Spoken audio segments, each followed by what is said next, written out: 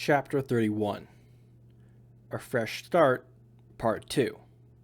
The starting from zero technique can be used on a smaller scale to straighten out problems in any specific area of your life. I've mentioned before the way I changed a business from an employee-employer structure to the use of independent contractors. The employees and myself all benefited from the tax advantages and the free time provided and the lesser amount of supervision required. This plan came about as a result of using the starting from zero technique. The business was operating at a loss and seemed hopeless. Every time I tried to cut costs, I got nowhere. Every expense seemed to be a necessity. Finally, I cleared my mind of all preconceived notions and current arrangements. I took as the only given premise the amount of money the company received each month. Then I imagined what it would be like if we had to do nothing to receive that money. Naturally, we couldn't continue receiving the income without providing something for it. So I listed the functions that would be absolutely necessary in order to maintain the income, without considering the existing expenses. I didn't list employees or facilities necessary, only functions. If I thought of a function and then decided the income could continue without it, I didn't add it to the list. When the list was completed, I could see that there were many functions I had been taking for granted that didn't show up on the list. Instead of assigning the necessary functions to employees, I asked for bids from the marketplace, inviting employees and outside businesses to submit prices for performing the necessary functions. The resulting costs were far less than the previous expenses. The employees who continued to work with me became independent contractors.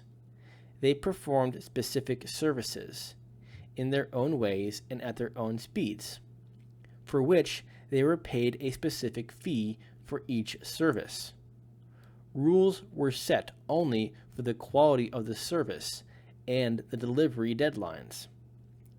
The new system changed the business into a profitable venture and made the work more profitable and enjoyable for every individual concerned. But I wouldn't have come to the system without using the starting from zero technique to eliminate all my preconceived notions regarding the expenses that were necessary. That same technique can be used in any area of your life that requires changing, but that seems too complicated to straighten out. Begin by imagining what it is you want, and then determine the minimum necessary to get it. Then compare that with what you're already doing, and eliminate everything currently done that isn't part of the new system. Liquidation procedures. I have suggested that all relationships, marriage, business, friendships, will be more valuable if arranged so that the individual sovereignty of each participant is maintained and respected. Each piece of property should be owned by one person who is responsible for it and has total control over it. Each decision should be the province of only one person. Unfortunately, marriages and businesses are normally arranged with communal ownership as the rule, so it may seem that my suggestion has come too late. But there are ways of unraveling any financial entanglements. Here are 3 methods that can be used either to convert an existing relationship to individual ownership or to liquidate a relationship in which property is owned by more than one person. The first method is the simplest. Sell everything that's jointly owned and split the cash proceeds according to the division of ownership. If the property was owned 50-50, split the cash 50-50. If several people have varying percentages of ownership, split the cash accordingly. The drawback to this method is the reluctance to sell things you might want to keep. You'd have to sell them at wholesale and then use your share of the proceeds to buy back what you want at retail. So, let's move on to the second method. This one will work only when there are two participants and the ownership is divided 50-50. The object is to find a way to divide the property in such a way that neither party feels he's received the least valuable part of the split. To avoid that, use an old trick. One person divides the property into what he considers to be two equal shares. Then the other person chooses which of the two parts he wants. The second person can't complain that the split was unequal, for he had the privilege of choosing the best share. And the first person can't complain, for he was able to decide how the property would be split. A variation of this method has been written into many business partnership contracts. The contract specifies that either partner can offer to buy out the other at any time, specifying the price he is willing to pay. The other partner must either accept the offer or buy out the first partner at the same price. In other words, one partner determines the price, the other then chooses whether he will buy or sell at that price. Neither can complain that the price was unfair. As you know, I don't think much of partnerships. There are much better ways of handling business arrangements. But if you ever decide you must form a partnership, I urge you to include that provision in the contract, no matter how sure you are that there will never be any problems with your partner. A better way. There's a third method for dividing property that's the best way I know of. It was devised by a man named Wilmot Hunter. It will work no matter how many people are involved, and no matter what the divisions of ownership may be. It can be used in marriages, businesses, or any other type of relationship. Let's use a marriage as an example. Suppose you and your spouse decide to convert your joint holdings to individual ownership. You may not be planning a divorce. It may be only that you agree with the principles of individual sovereignty expressed in Chapter 13 and want to implement them. At first glance, it might seem to be a horrendous task. How are you going to divide equally such diverse items as the coffee table, the record collection, and the gardening tools? But it really isn't difficult at all. The answer is to hold an auction at which the two of you will bid against each other for the property that's been jointly owned.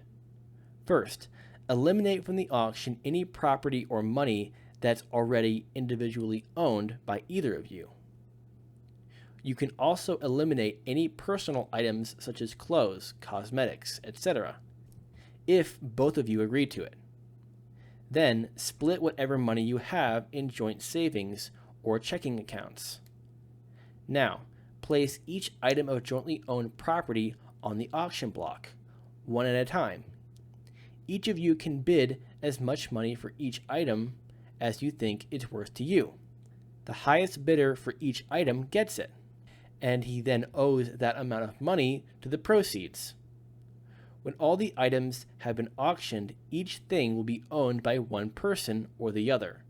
Total the winning bids to determine the proceeds of the auction, and split that amount between the two of you, each of whom will use his share to pay off his winning bids.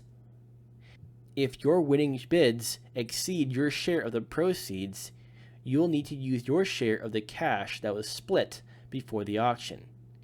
You will have to keep track of your bids and the proceeds as you go along, to be sure you're not bidding more than you can afford. If there are so many small items that it would seem to take forever to auction them individually, you can group them to be auctioned off as sets. That should only be done if both parties consent. If there's any disagreement over the handling of any item, it should go on the auction block by itself. No one will get an item too cheaply just because it's of more value to him than the other person. There is always a market price, a price at which you can bid for the item, knowing you can sell it for more than that elsewhere. So no one is likely to obtain anything for less than what the other person considers to be a fair price. If you aren't overly fond of some of your present property, you can invite others to attend the auction and bid. That should increase the proceeds, resulting in more cash for yourselves. It should be done only if both of you agree. In a marriage, the normal division of proceeds is 50-50, but this plan can be used no matter how many people are involved, and no matter what the shares of ownership may be. Suppose there are 4 partners liquidating a business. Let's say they have different size shares in the business, 40, 30, 20, and 10% respectively. They could argue forever over the way the property should be divided fairly. Using the auction method, they can eliminate all the bitterness. After the auction, the proceeds are split according to the percentages of the business each one owns. In any kind of arrangement, no one can complain afterward that he was cheated by the auction. If anyone thinks that someone else is getting an item too cheaply, all he has to do is bid more for it. No one will be limited to bidding only his anticipated proceeds.